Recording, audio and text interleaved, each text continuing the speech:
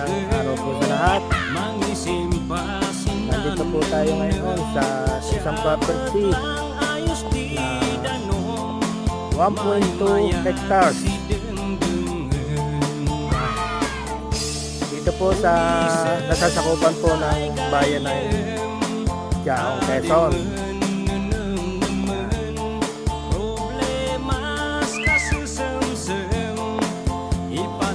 Yan po yung kabuuan niya ng property. Sa gusto pong mag-invest, napakaganda po ng property, flat land.